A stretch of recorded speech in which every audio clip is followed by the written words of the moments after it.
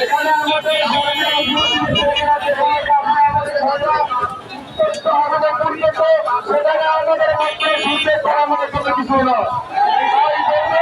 সবাই রাস্তায় বসে পড়বেন, সবাই রাস্তায় বসে পড়বেন। রাজা থেকে বলা হয়েছিল আজকে দেশ থেকে হত্যা করানোর জন্য দুজন মেয়েগুলি দাঁড়িয়ে থাকবে, বাকি সবাই রাস্তায় বসবে।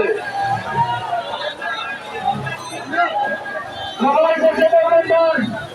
যেখানে যারা আমাদের পায়ের অন্তত আগুনে পুড়ে সেখানে আমাদের সূর্যের তাপে বসলে কিছু হবে না। আমরা আজকে ইসরায়েলে ব্যাপারে একটা চূড়ান্ত সিদ্ধান্ত নিয়ে দেখা যাবে। সুন্দরী করে তুলে আছে তবে চাই বুঝেছে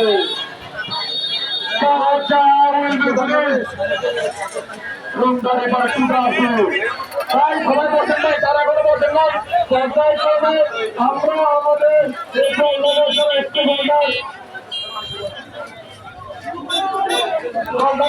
একটু ঘন্টায় আমরা সবাইকে পর্যায়ে চলে আমরা তাদের অনুমতি প্রকাশ করার সুযোগ দেবো।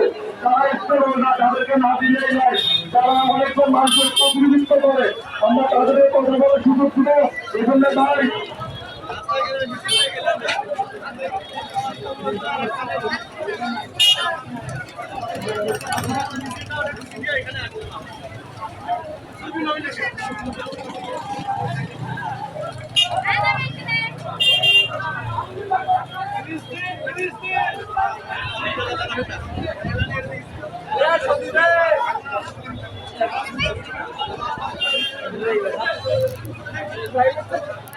তারা বসেন নাই, বসে পড়বেন।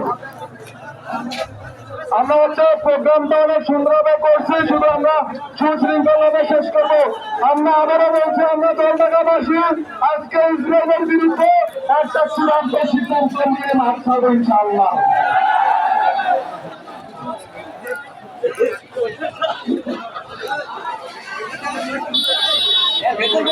ভাই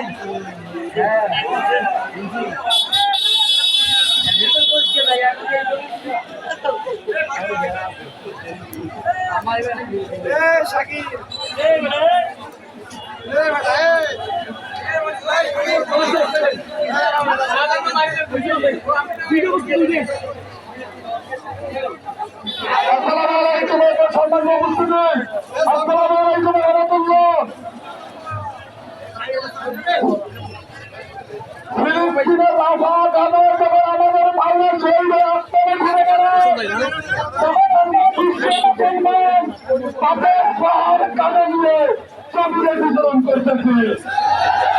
আমাদের ভাইদেরকে যখন কোনো হামলায় বিচ্ছিন্ন করে দেওয়া হয়, আমরা যখন পথে আরামায়েসে রাত্রি যাপন করতেছি।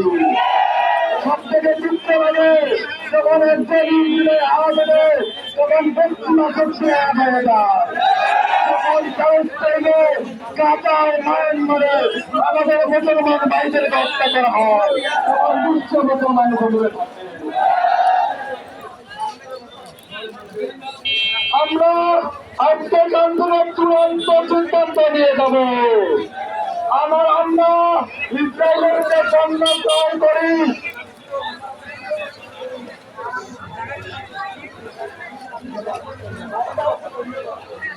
সম্মানিত উপস্থিতি, একটু আপনাদের তাদের বসার ব্যবস্থা করা হয়েছে। কেনটা আমরা সংক্ষিপ্ত সম্মানিত কোনো কথা বলবেন না। আমরা সবাই করে কথা বলবেন, তারা করে যারা কথা বলবেন বুঝে নেমে যাবে। সম্মানিত উপস্থিতি, আজকে আমরা দুঃখ ভারাক্রান্ত মন নিয়ে আন্দোলনের পর সঙ্গে আমরা এখানে একটা উপস্থিত হয়েছি। সম্মানিত উপস্থিতি, আপনারা জানেন আজকে গাজাতে নির্মম হত্যাকাণ্ড হচ্ছে, আমার ভাইদেরকে হত্যা করা হচ্ছে, আমার বোনদেরকে হত্যা করা হচ্ছে।